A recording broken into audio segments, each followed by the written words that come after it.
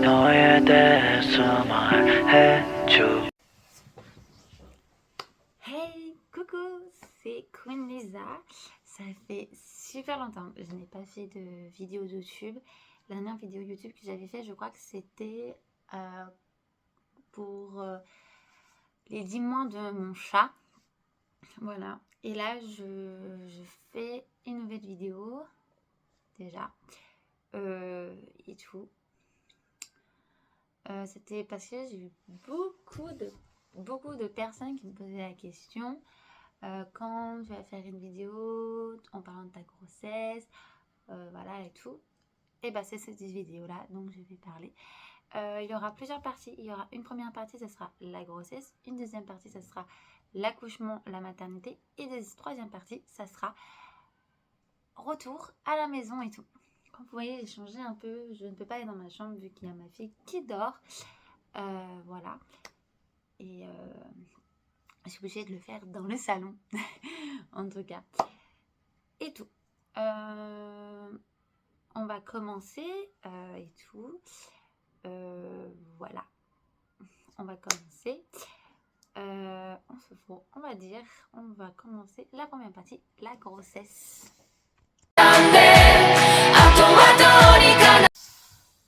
Alors, première partie, la grossesse. Alors, qu'est-ce que je peux dire sur ma grossesse? Déjà, comment je vais dire? Déjà, je suis tombée enceinte, j'étais déjà enceinte le 29 octobre. Je l'ai conçu le 29 octobre et tout. Mais j'avais rien senti de choses un peu qui changeaient et tout. Voilà, j'avais rien senti sur ces choses-là. Les nausées, je les avais pas au début de la grossesse, je les ai eu un peu plus tard. Voilà. Franchement, je vous dis, c'est comme si je n'étais pas vraiment enceinte. Et tout, je faisais ma vie tranquille et tout. On passe le mois prochain. Je n'avais pas encore mes trucs de fille. Je me dis, tiens, c'est bizarre, je devais les avoir, je les ai eu au mois d'octobre, mais je ne les ai pas eu au mois de novembre. Bon. Enfin bref, c'est pas très grave. Bon, souvent elles font ça et tout. Bon, je me dis, je vais peut-être les avoir le mois prochain et tout. Le mois prochain arrive, je ne les ai pas. Je me dis, c'est bizarre et tout. Je trouve ça super bizarre. Je les ai pas eu le mois dernier, mais je les ai pas ce mois-là. C'est super bizarre. Je passe à le fait. Je passe à ma mère me voit mon ventre. Elle me dit tu n'as pas grossi, tu n'as pas pris du poids et tout. Et moi je dis à ma mère mais tu sais je suis constipée et tout, voilà. Enfin bref, elle ne me croyait pas. Bon, et tout. Et tout. Et il y a un moment, je dirais aller au milieu de décembre, les nausées arrivent. J'ai que des nausées le matin. Je trouvais ça bizarre, je me dis pourquoi j'ai des nausées le matin et tout, qu'est-ce qui m'arrive, nanana. Voilà. Et ensuite, ça fait matin, midi, soir. Je les ai toute la journée. Et c'était toutes les 5 minutes, j'allais aux toilettes et tout, voilà. Ensuite, on passe le moment où les vacances de Noël et tout. Je ne pouvais pas fêter Noël avec ma famille parce que je ne pouvais pas, je me sentais pas très bien et tout.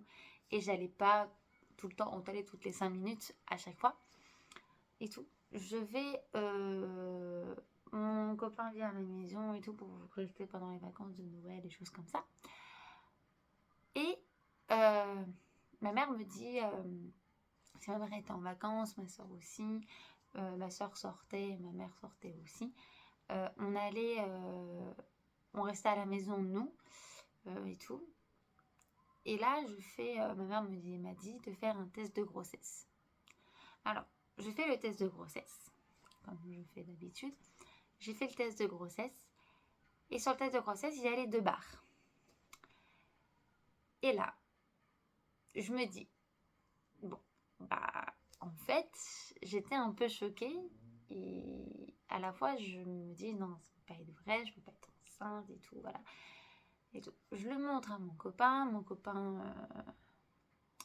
lui, il me dit félicitations et tout, mais je lui dis, tu sais, je ne l'ai pas fait toute seule. Alors, tu es quand même le père quand même de l'enfant. Lui, c'est un peu... C'est un peu... Comment dire? Et c'est un peu choqué, en fait. Ça l'a choqué et tout. Ensuite, après, ma mère me demande de faire le clair bleu. Et quand elle me dit quand je reviens, j'espère que ça fait le clair bleu. Je fais le clair bleu et pareil, il y a aussi encore le trait, le plus. C'est marqué positif. Je montre à ma mère, on rentre. Quand ma mère elle rentre là où elle était, je ne sais pas où, mais elle était à un endroit et tout. Et elle rentre et elle me dit, je lui montre et elle me dit, voilà. Au début, elle dit, je ne suis pas très ravie d'être grand-mère. Qu'est-ce que vous allez faire? Moi, j'ai dit que j'allais garder l'enfant parce que je ne vois pas avorter cet enfant. Et mon compagnon, il me disait que si elle avorte, je la suis. Si elle avorte pas, je la suis aussi. C'est à elle de décider et tout. Voilà. Après, quand les jours passent, mon copain reprend le travail, voilà. Et moi, voilà. On dit que j'ai un appel de mon père et mon père apprend que je suis enceinte. Et mon père me dit, en gros, tout ce qu'il avait à dire, il n'était pas très content et tout, mais après je peux le comprendre et tout, j'avais pas de situation, voilà, je vais encore chez ma mère et tout. Et il me dit, je préfère que tu avortes et pour la façon que votre père vous sort, je préfère que j'avorte. C'est pas à lui de décider, c'était à moi de décider. Si j'avais envie d'avorter, j'avorte. Si j'avais pas envie, voilà. Et moi, j'avais pas envie d'avorter et tout. Voilà. Ensuite, je fais la première échographie parce que mon compagnon ne pouvait pas venir parce qu'il ne pouvait pas poser un jour de congé. Et c'est un jour où ça tombait, où il était au cabinet, en alternance au cabinet. Il ne pouvait pas et tout. Je l'ai fait toute seule, cette échographie. C'était la première. Ensuite, après, quand j'ai fait la première échographie, je l'ai posée sur la table pour que ma mère voit bien que je suis bien enceinte et tout. Voilà.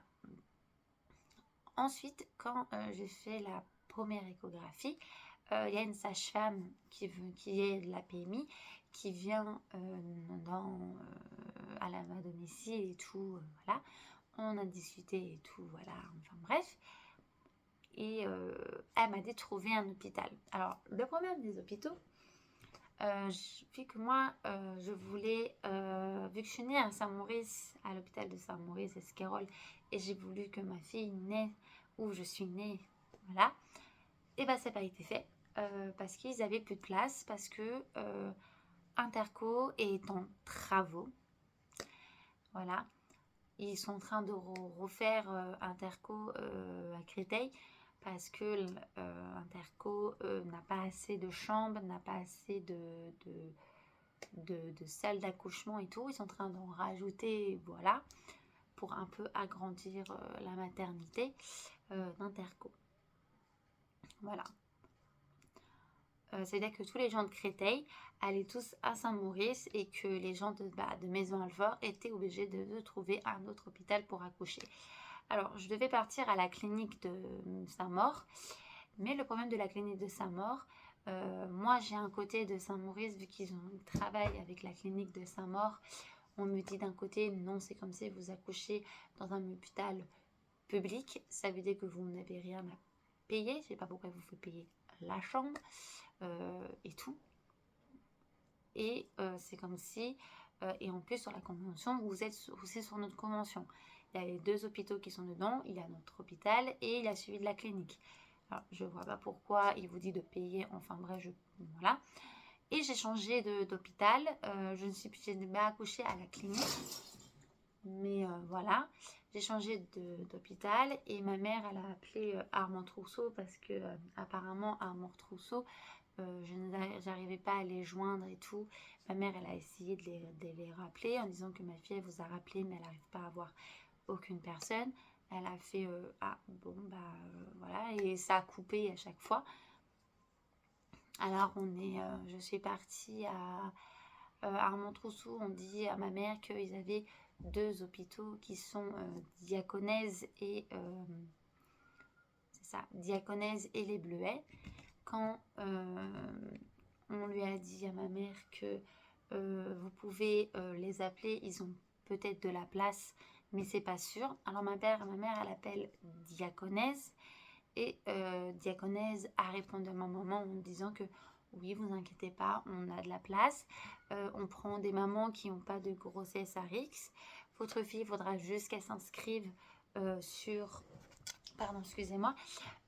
Sur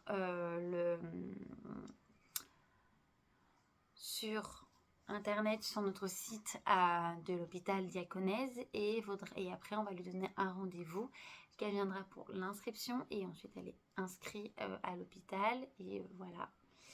Je me suis inscrite à l'hôpital de Diaconèse. J'avais fait les deux, le T1 et le T2 et tout. Au même endroit où j'étais. Le T1 c'était la première échographie et le T2 c'était pour savoir le sexe du bébé et j'ai demandé pour savoir le sexe du bébé et le sexe du bébé c'était une fille, j'allais avoir une fille, voilà tout. Ensuite quand j'ai fait l'inscription et tout, je les avais emmené les 2 échographies, mais il fallait que je fasse la dernière échographie et tout. Je pouvais pas faire chez eux, mais je pouvais le faire là où je suis. Mais le problème, c'est que il fallait que je change de personne pour faire l'échographie. Parce que là où de base je faisais avec la même personne, n'avait plus de place et c'était un peu compliqué.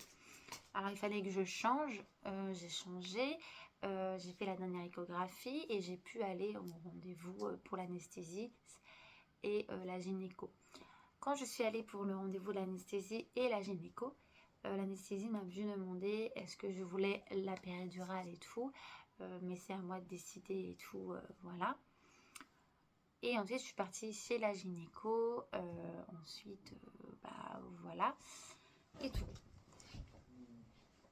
Ensuite, voilà, je continuais toujours mon travail en ressourcerie en même temps, voilà. Ensuite, pendant ma grossesse, c'est pendant les... C'est un peu mal placé, c'est un peu mal passé, je vais dire pour les derniers mois, pas les derniers mois, mais avant mes derniers mois de grossesse. En gros, il y a des gens qui, voilà, enfin bref, disent des choses qu'il ne faut pas et tout. J'en avais un peu marre et tout. Je voulais qu'on me laisse tranquille avec mon copain aussi en même temps. Je voulais qu'on me laisse tranquille et tout. Et ensuite, fallait que ma meilleure amie arrête tout ce qui s'est passé et tout. Qu'ils arrêtent ça et tout et qu'ils nous laissent tranquille et tout. Enfin bref, voilà. Ça... voilà, j'en avais un peu marre et tout, et je voulais passer une grossesse bien tranquille. Et là, j'ai passé vraiment une grossesse bien tranquille après mes mois de grossesse. Je suis allée faire le rendez-vous de la motorine et tout. Et la sage-femme me dit que vous n'êtes pas... Le bébé est bien bas sur votre bassin. Et je pense que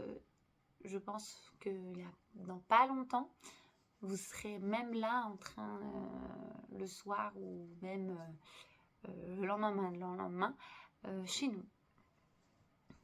Et c'est trop drôle parce que à 23h30, je perds les os dans le lit. Au début, je sens que c'est mouillé. Je touche un peu, je me dis... Ah tiens, j'ai dit ah là là chouquette, t'as fait encore pipi dans mon lit et tout. Et non, je touche ma gueule et je dis ah non, c'est progressivement moi quoi et tout. Je réveille mon compagnon qui était à côté. Je dis je suis en train d'accoucher, j'ai perdu les os. Je sais pas si je suis en train d'accoucher ou pas. J'ai quand même perdu les os et tout. Et il dit attends, je vais prévenir ta maman et tout, reste là et tout. Voilà. Il m'a mis quand même une serviette pour que ça coule un peu le liquide et tout. Et ma mère, elle se réveille et tout. Et moi, je me lève comme une débile. Et le liquide a tout coulé dans ma chambre, par terre et tout. Et voilà, ma mère, elle s'habille, je m'habille, on prépare mes sacs pour la maternité étaient déjà préparés, même pour l'enfant et tout. Et on y va.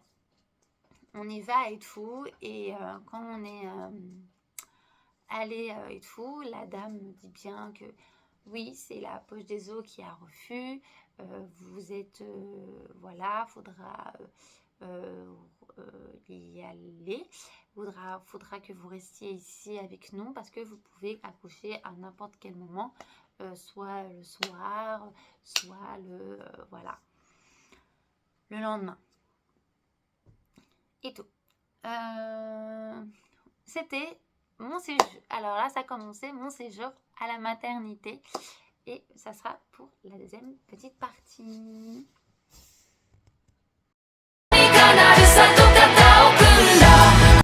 Alors, deuxième partie, séjour à la maternité et l'accouchement. Alors, j'étais là le soir du 21 et tout, du 21 juillet et tout, à la maternité à Diaconèse dans le 12e et tout. J'étais là déjà. Mon copain venait me voir, ma mère me venait me voir et tout. Et on me remet la motorine, encore une fois. Quand on m'a mis la motorine et tout, là je sentais les contractions bien douloureuses et tout. Et tout, il y a la maman à côté que je n'aimais pas trop et qui était revenue parce qu'elle a eu un mal de tête et tout, et est obligée de revenir et tout. Et sa mère me regarde et elle me dit est-ce que vous allez bien et tout. Attendez, je reviens. Désolée. Voilà. J'étais en train de me faire...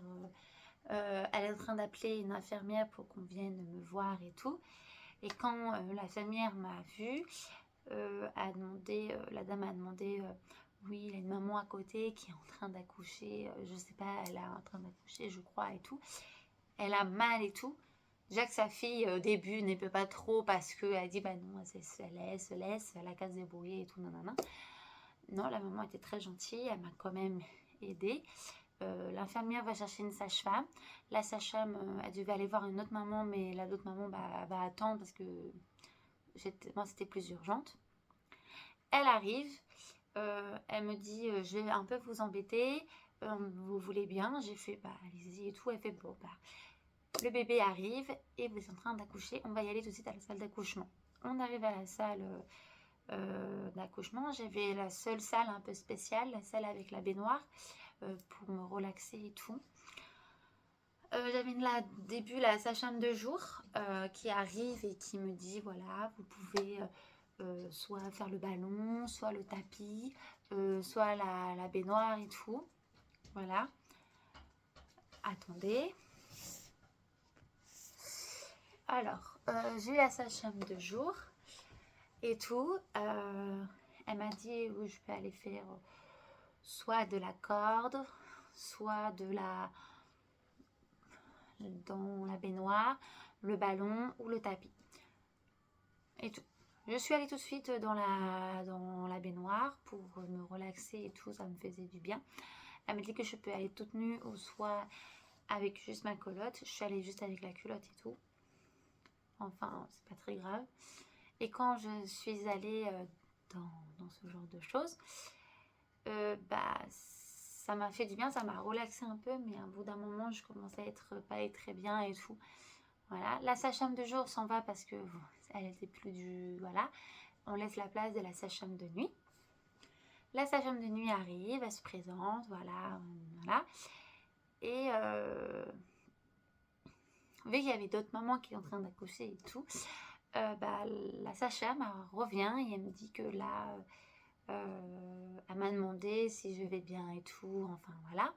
Elle m'a demandé si je voulais un truc à manger parce que je suis quand même restée allez, je dirais, entre 16h et il devait être 22h, 23h à peu près. Voilà, si je voulais manger, des choses comme ça. J'ai dit non, vous inquiétez pas, j'ai vraiment pas très faim et tout. Voilà. Et quand je suis allée, elle m'a demandé, j'ai dit j'ai pas très faim et tout, et que voilà. Mais j'avais juste envie, elle m'a demandé si je avais soif, si je voulais un petit verre d'eau, un jus d'orange. J'ai dit bah oui s'il vous plaît et tout. Voilà. Elle a géré un jus d'orange et mon compagnon est allé chercher un verre d'eau. Il m'a ramené ça et tout. Ils m'ont aidé que je peux accoucher toute seule, mais j'ai pas réussi et tout. Voilà. Et quand elle m'a vu d'aller aux toilettes, parce que j'avais grave envie d'aller aux toilettes pour faire la grosse commission, elle m'a dit que je vous le déconseille de faire parce que vous êtes en train de pousser en même temps vous êtes en train de pousser le bébé plus le placenta. Alors je vous le déconseille de le faire. J'ai pas envie de retrouver, on n'a pas envie de retrouver votre enfant bah, dans l'eau, dans les chiottes et tout. Et voilà. Alors ce qu'ils ont fait, ils ont appelé ils ont appelé l'anesthésiste s'il pouvait venir me faire la péridurale et tout.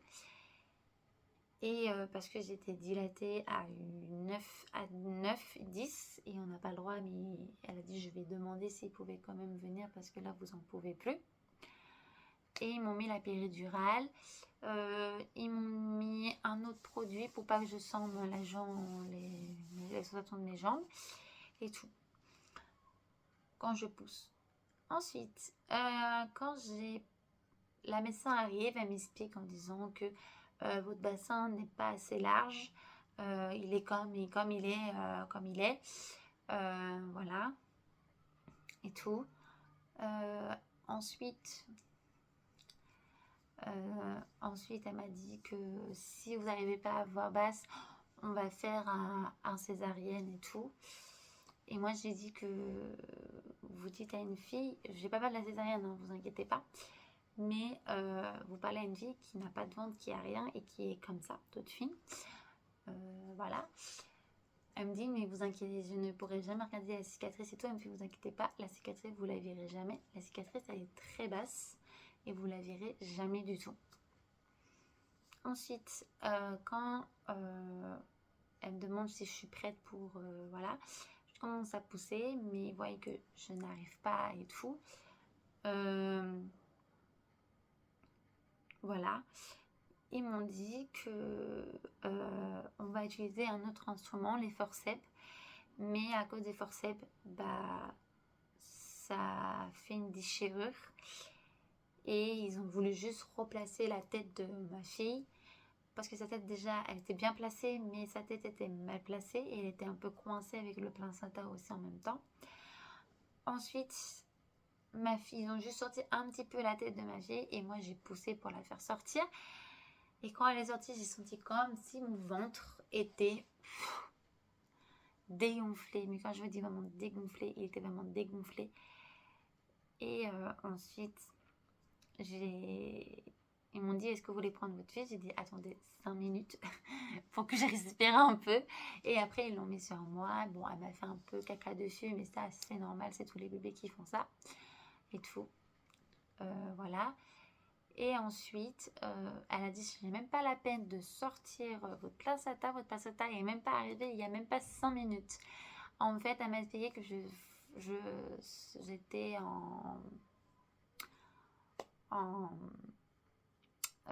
je poussais en même temps elle et le placenta. Elle trouvait ça super génial. Et tout. Voilà. Ah oui, aussi, j'ai oublié une chose. La sage-femme, avant qu'elle sorte ma fille, elle m'avait posé la question si j'avais fait la préparation de l'accouchement. J'ai dit que non, je ne l'avais pas fait. Elle m'a dit que c'est la première fois qu'une jeune fille de votre âge, vous avez 23 ans, et souvent quand c'est le premier enfant, on a du mal à contrôler les contractions et tout. Mais vous arrivez super bien à les contrôler. Et je vous félicite et tout.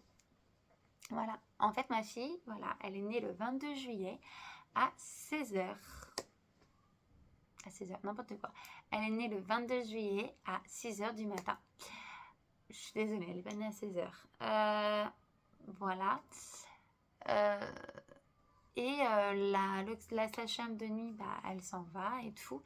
Et on laisse place aux personnes du matin, les auxiliaires. Et un auxiliaire qui arrive du matin, elle dit tiens, j'étais chez moi, j'ai rêvé voilà, j'ai rêvé d'une personne qui a couché le 22 juillet à 6h du matin, mais je crois que c'était vous dans mon rêve et tout. L'accouchement s'est bien passé et tout. L'accouchement, pour moi, celui-là, il s'est très très mal passé parce que il était très long. J'ai mis grave longtemps. Voilà. Mais il y a d'autres mamans qui mettent un peu plus longtemps que moi et tout. Mais c'est vrai que moi, j'étais un peu la dernière à accoucher. Voilà. Enfin. Ensuite, j'arrive dans ma chambre et tout. Quand je suis arrivée dans ma chambre, mon compagnon était encore là encore. Moi, j'étais en train de me reposer et tout, voilà. On m'avait ramené mon petit déjeuner parce que je n'avais pas mangé depuis que j'étais dans la salle d'accouchement et tout. De 16h à 6h du matin. Voilà. Et quand on m'a ramené ça et tout, voilà. Toute ma famille est venue, presque toute ma famille est venue. De côté de mon compagnon, sa famille est venue aussi et tout. Voilà. Enfin, mon séjour à la maternité s'est très très bien passé et tout. Je suis rentrée chez moi le 25 juillet, le jour d'anniversaire de ma tante. Voilà, et on va passer à la troisième et dernière partie de la petite vidéo.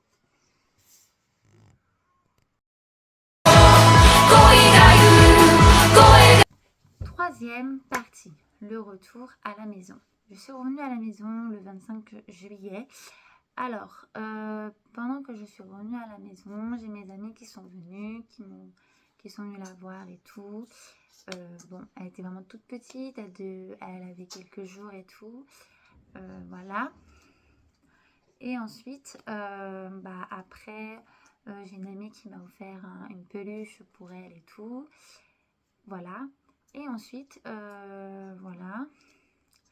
C'est après, quand j'étais à la maison, c'est vrai que j'ai eu par exemple la personne qui est venue pour faire la femme apicultrice qui vient à domicile, qui est venue aussi un petit peu. Voilà, tout, la voir et tout. Et ensuite, elle est... voilà. Ensuite, j'ai fait aussi la PMI et tout. J'ai parlé avec la psychologue et tout. Elle m'a dit que j'étais en baby blues. Voilà, comme je vous explique, quand je regardais ma fille, déjà d'une, j'avais du mal à lui parler. J'arrivais même pas à discuter avec elle. Il n'y avait aucun mot qui sortait de ma bouche. Ensuite... quand je la regardais, je me mettais à pleurer, je revivais mon accouchement et tout, voilà.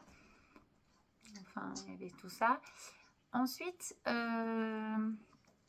après que j'ai fait tout ça, il y a un moment où, avant que je aille à la PMI, dans ces choses-là, mon copain est venu à la maison, ma mère et mon copain se sont un peu disputés. Voilà, ça s'est très très mal passé. Il y avait ça aussi. Ensuite, il y avait... je suis allée chez lui. Après, je suis revenue chez moi. Et elles m'ont dit à ma mère et à ma soeur de s'occuper de ma fille quand moi je me repose un peu. C'est avec ma soeur, elle a pris tous les soirs avec elle pour que moi je me repose. il y avait ça aussi. Et voilà. Ensuite, quand j'ai fait le premier truc du médecin et tout, bah, la médecin m'a dit elle m'a dit les symptômes que vous me dites, c'est plutôt des symptômes d'une personne qui va plutôt pas très bien, qui est plutôt en postpartum. Euh, Elle m'a expliqué que le postpartum, c'est je n'arriverai pas à occuper de ma fille toute seule, voilà, dans ces choses-là et tout. Voilà. Et voilà.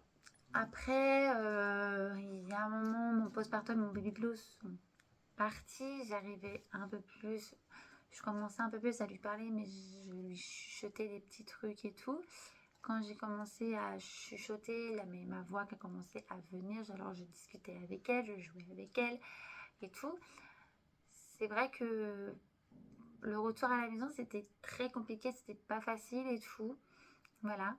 Je n'étais pas toute seule, j'avais ma mère qui était là. Après, ma soeur reprenait le travail, ma mère était tout le temps là. Ensuite, après, ma mère a repris le travail depuis le 6 octobre, depuis que mon congé maternité s'est terminé. Et là, maintenant, je suis toute seule avec ma fille. Pendant le moment où je suis vraiment toute seule avec elle, c'est super génial parce qu'on fait beaucoup de choses. On va se balader, je joue avec elle, on a des petits rendez-vous à la PMI avec la maisonnée et tout, etc. Son père vient la voir très très souvent. Voilà. J'ai mes amis qui viennent la voir aussi. Voilà, je l'ai fait un peu balader un peu partout pour qu'elle voit où je vais, dans des endroits où je suis allée quand j'étais enceinte et tout, quand elle était dans mon ventre et tout. Voilà, et tout. Mais c'est vrai que c'était un peu difficile au début. Voilà. Là, vous l'entendez et tout, qui a surtout ses doigts dans la bouche. Voilà. Cette vidéo, voilà, j'ai raconté ma grossesse, j'ai raconté mon séjour à la maternité et mon accouchement et le retour à la maison, comment ça se passe maintenant avec ma fille en même temps. Et voilà. Et bah, ça se passe très bien et voilà. Dites-moi en commentaire si cette vidéo vous a plu pour les futures mamans qui ont peur et tout, et ceux qui veulent être mamans mais plus tard, ou voilà, ou les mamans qui sont maintenant. Je souhaite tout le bonheur pour les mamans qui sont maintenant, qui sont toutes seules. Voilà, je vous souhaite du bon courage, celles qui ont les parents, celles qui sont encore chez leurs parents et tout, qui ont beaucoup d'aide, celles qui sont avec le papa aussi, voilà. Et on se dit aussi au revoir et tout. Et on se dit pour une prochaine vidéo. Bye!